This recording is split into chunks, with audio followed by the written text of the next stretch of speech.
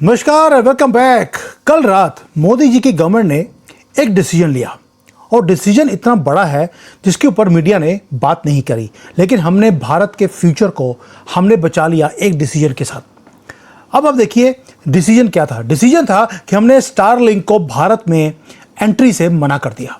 पहले हमने परमिशन दिया था 5-6 महीने पहले, लेकिन हमने कुछ हरकतें देखी जो इलॉन मस्क कर रहा है दुनिया के अंदर। उसको देखते हुए हमें समझ आ गया कि इसका प्लान वो इतना सिंपल नहीं है जितना वो बता रहा है। हमने उसको बैन कर दिया। अब आते हैं कि मुद्दा क्या है और क्यों ये डिसीजन लिया गया और हमारे देश का फ्यूचर बचा कैसे है। मीडिया क्या दिखा रही है आपको? मीडिया दिखा रही है क्योंकि उसका फोकस है दो जगह पर। एक, भारत और पाकिस्तान का युद्ध शुरू होने वाला है। दूसरा है कि ईरान के साथ युद्ध शुरू हो गया। लेकिन जो मल्टी बिलियन डॉलर का नहीं, ट्रिलियन डॉलर का क्वेश्चन है कि इस सारे युद्ध जो हो रहे हैं वो अभी क्यों हो रहे हैं और इसमें फायदा वो किसका होने वाला है। अगर आप सारी जो हेडलाइंस है उसको छोड़ दीजिए, आप फॉलो द मनी करेंगे, आपको हर चीज आपको समझ आएगी। क्योंकि ये जो सारे नैरेटिव्स हैं ये जानबूझकर क्रिएट किए जा रहे हैं। तभी बोल रहा हूं फॉलो द मनी कीजिए। अब आते हैं फॉलो द मनी, वो करना कैसे है। अब जो ये वॉर है, अगर आप देखेंगे जो वॉर शुरू हुआ था उसके अंदर एक ग्लोबल मीडिया के अंदर पिछले 4-5 महीनों से एक वर्ड है जिसको यूज किया जा रहा है, एक नैरेटिव, कि ईरान जो है वो स्ट्रेट ऑफ हॉर्मुज को वो बंद कर देगा या उसने बंद कर दिया। लेकिन स्ट्रेट ऑफ हॉर्मुज के पीछे इतना हाथ धोकर क्यों पड़े हैं? क्योंकि उसमें बोलते हैं कि भाई ईरान जो है वो तेल बंद कर देगा। तेल की बात नहीं है, साथ में एक हल्का सा छुपी हुई लाइन उन्होंने यूज करनी शुरू कर दी मीडिया ने। वो क्या था कि ईरान स्ट्रेट ऑफ हॉर्मुज में से जितनी भी अंडर सी इंटरनेट की केबल्स आती हैं उसको वो काट सकता है। उससे क्या होगा, जो ग्लोबल इकोनॉमी है उसका सारा का सारा डाटा निकलता है इन केबल्स में से। 95% पूरे दुनिया का डाटा वो इस फ्रेजाइल जो ग्लास फाइबर की तारें हैं उसमें से निकल के जाता है। दोस्तों, ये जो तारें हैं ये स्ट्रेट ऑफ हॉर्मुज में से निकल के जाती हैं। अगर ये कट गई तो पूरा का पूरा दुनिया का इंटरनेट और बैंकिंग सिस्टम वो कट जाएगा। अब इसमें ट्विस्ट क्या है?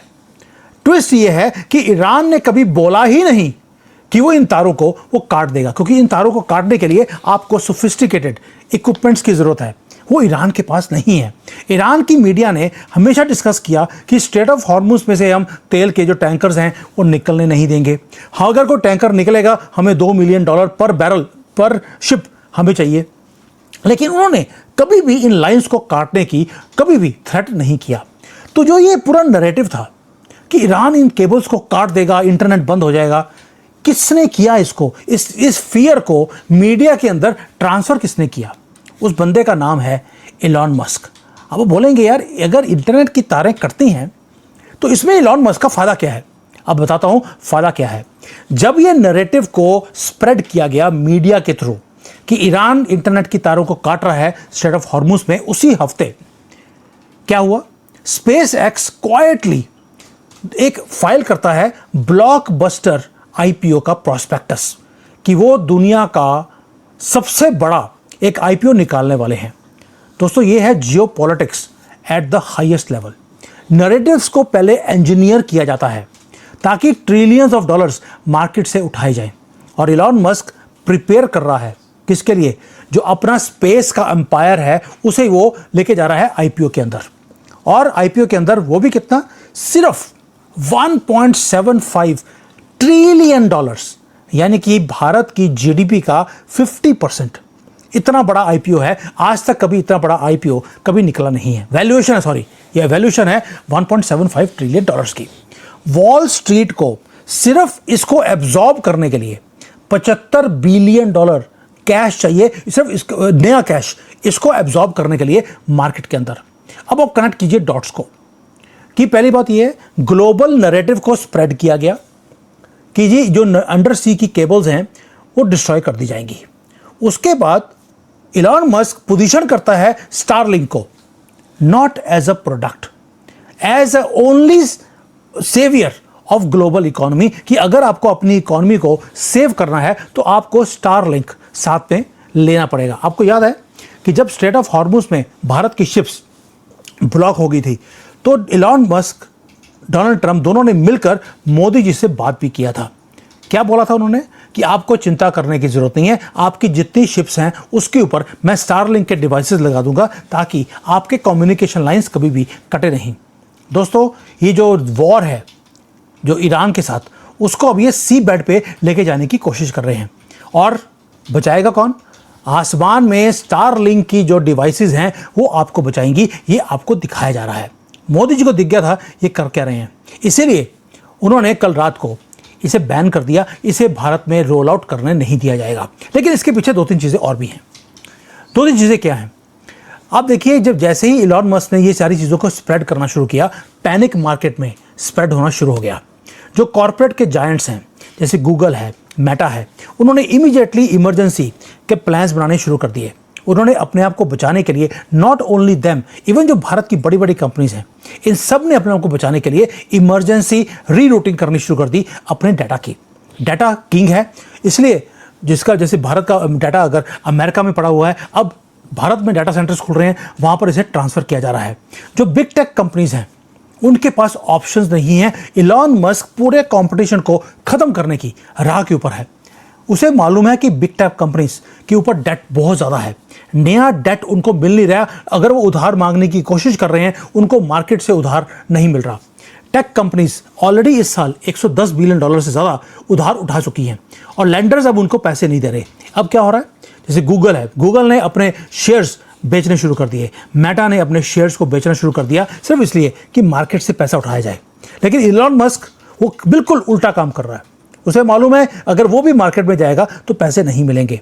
सारी कंट्रीज जो सर्वाइव करने की कोशिश कर रही हैं, इसलिए इलॉन मस्क ने क्वाइटली एक ही काम किया, 9,500 सैटेलाइट्स ऊपर छोड़ दिए और उसने जो टेक्नोलॉजी का वॉर है उसको जीतना शुरू कर दिया। कंपटीशन पैसे ढूंढ रहा है और ये पैसे झक मार के इसके पीछे वो आने के लिए तैयार हैं। क्यों? क्योंकि अगर ये केबल्स काट दी गई, ईरान नहीं काटेगा, काटेगा भी इलॉन मस्क उन तारों को, और आपकी डिपेंडेंसी उन सैटेलाइट्स के ऊपर बननी शुरू हो जाएगी। दोस्तों, अभी एक चीज़ और बताता हूँ आपको जो बहुत ही ज़्यादा स्टार्टलिंग है। आपने सुना होगा कि जनवरी फरवरी में ईरान ने, चाइना ने, रशिया ने मिलकर इसका जो स्टारलिंक के डिवाइसेस हैं उसको बैन करना शुरू किया। आपको याद है जब वो वॉर चल रहा था ईरान के साथ, तो वहाँ पर स्टारलिंक के डिवाइसेस ईरान को दिए गए। ये वही ईरान है जिसके ऊपर एलिगेशन है कि वो इंटरनेट की तारें काट देगा। उसी दुश्मन कंट्री में स्टारलिंक के डिवाइसेस दिए गए। तो उसमें चाइना और रशिया ने ईरान की सपोर्ट करनी शुरू करी और एडवांस जीपीएस स्पूफिंग है उसका उन्होंने पूरी टेक्नोलॉजी वहाँ पे ईरान को दे दी। ये आपने सुना होगा। लेकिन इलॉन मस्क ने क्या किया, उसी सिस्टम को ब्रेक किया। ब्रेक करने के बाद अपना जो जैमिंग है उनकी, उसको फेल कर दिया। इलॉन मस्क ने दुनिया को दिखा दिया कि वो इस वॉर को जीत रहा है। अब आप देखिए, एक तरफ तो उसने चाइना को, रशिया को, ईरान को वहाँ पे हराया, दूसरी तरफ से एक स्केयर है कि भाई आपका इंटरनेट कट जाएगा, आपकी जो ग्लोबल इकॉनमी है उसको मैं बंद कर सकता हूँ या ईरान बंद कर सकता है। और तीसरा एक और काम किया, जितनी भी मैरीटाइम शिप्स हैं उन सब के अंदर स्टारलिंक डिवाइसेस को दे दिया, जैसे भारत को इन्होंने बेचा था।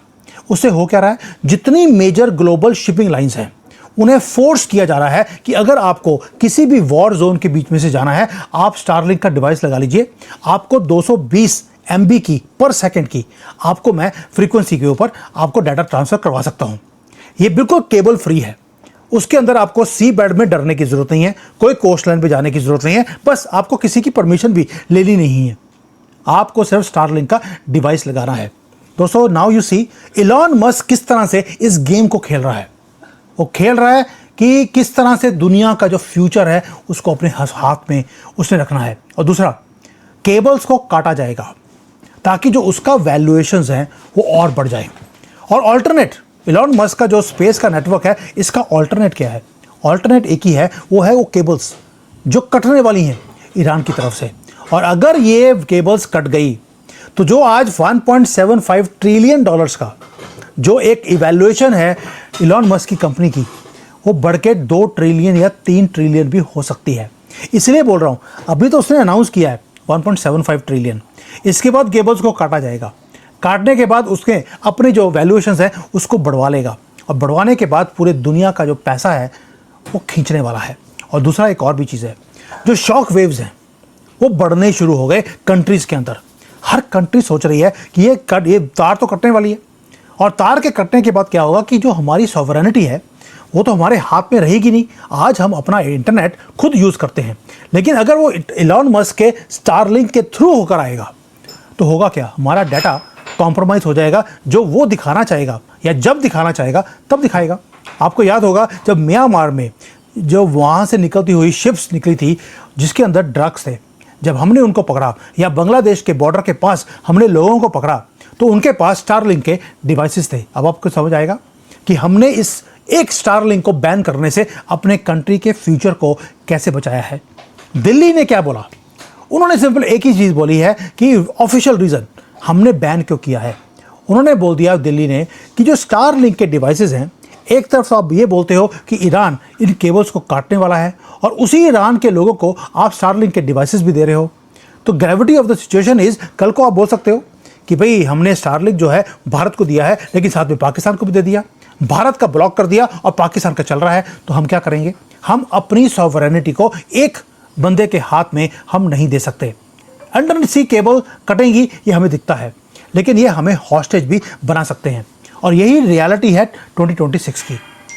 रियलिटी ये है कि अब जो स्ट्रेटेजिक एसेट्स हैं वो क्रूड ऑयल नहीं रहा दोस्तों। जो अगला स्ट्रेटेजिक एसेट है वो है सैटेलाइट्स जो ऊपर पड़ी है। जियोपॉलिटिक्स अब टेरिटरी की बात नहीं रही, it is only about money, control and capitalisation of conflicts को खड़ा किया जा रहा है। उसके कॉन्फ्लिक्ट के शुरू होने से पहले ही नैरेटिव्स को सेट किया जा रहा है और उसके बाद कंट्रोल किया जा रहा है पूरे के पूरे डाटा को, पूरे सैटेलाइट्स के through, and control on the future. ये है असलियत जिसके कारण इस स्टारलिंक्स को कल बैन किया गया। अब एक और चीज़ है जो ब्रूटल है और डायलेमा भी है बड़े बड़े कंट्रीज़ का। कंट्रीज़ का प्रॉब्लम क्या है, कंट्रीज़ ने चूज़ तो कर लिया अपने पाथ को कि हमने अपनी सॉवरेनिटी को अपने हाथ में रखना है, लेकिन अगर आपको अपने हाथ में रखना है, केबल्स कटेंगी तो आपको करना पड़ेगा, आपको अपनी सैटेलाइट्स ऊपर भेजनी पड़ेंगी। अब जो 200 कंट्रीज़ हैं दुनिया में, उसमें से 200 में से 190 कंट्रीज़ ऐसी हैं जिनके पास पैसा ही नहीं है कि वो सैटेलाइट्स को ऊपर भेज सके, या उनके पास टेक्नोलॉजी नहीं है सैटेलाइट बनाने की भी, जैसे पाकिस्तान, उनके पास कुछ भी नहीं है। अब वो क्या करेंगे, दे विल बी फोर्स्ड कि उनको इलॉन मस्क के जो सैटेलाइट्स हैं उससे अपनी कंट्री को चलाना पड़ेगा। अमेरिका ने हमेशा ही टेक्नोलॉजी को यूज़ किया सबको अपने अंडर करने के लिए।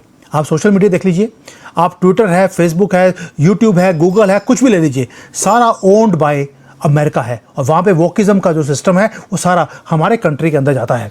हम उसको बैन करने की कोशिश भी करते हैं तो बैन वो होने देता नहीं है, यानी कि नैरेटिव वॉर अमेरिका इसलिए जीत रहा है क्योंकि हर चीज़ उसके कंट्रोल में है। अब आता है अगला, data transfer of your banking system, her cheese America अपने कंट्रोल में लेने की कोशिश कर रहा है।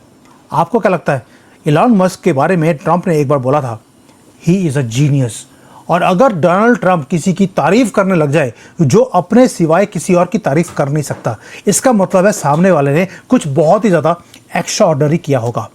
इलॉन मस्क ने जो वॉर शुरू करवाया है ईरान का, और सिर्फ एक ही मकसद से है कि वॉर के अंदर ईरान प्राइस पे कर रहा है, मिडल ईस्ट प्राइस पे कर रहा है, और इलॉन मस्क और अमेरिका वो फ्यूचर को अपने कंट्रोल में करने की कोशिश कर रहे हैं। ये वॉर ईरान के बारे में कभी था ही नहीं। It is to control the future of the world, और फ्यूचर ऑफ द वर्ल्ड है थ्रू सैटेलाइट्स। और ये है जियोपॉलिटिक्स जो हमारी आंखों के सामने हो रही है। हमारी गवर्नमेंट को समझ आ गया ये करने के चाहते हैं, इसलिए उसको बैन किया गया है। अब आप आगे देखिए, आपने स्टारलिंक को बैन किया और वो आपके कंट्री में अब दंगे करवाएंगे। अब आप तैयार रहिए, कभी कॉकरोच जनता पार्टी, कभी राहुल गंदगी और कभी ये अपोजिशन वाले, ये सारे मिलकर अब भारत में गन डालेंगे, या अमेरिका में जो हिंदू बैठा है या जो भारतीय हैं उनको मारा जाएगा। अगली न्यूज़ आपको ये दिखेगी, मैं आपको टाइम से पहले ऑलरेडी प्रेडिक्ट कर रहा हूँ क्या होने वाला है। Be ready for anything happening against you, क्योंकि आपने पंगा लिया है शाम से इलॉन मस्क है। थैंक यू, जय हिंद, वंदे मातरम।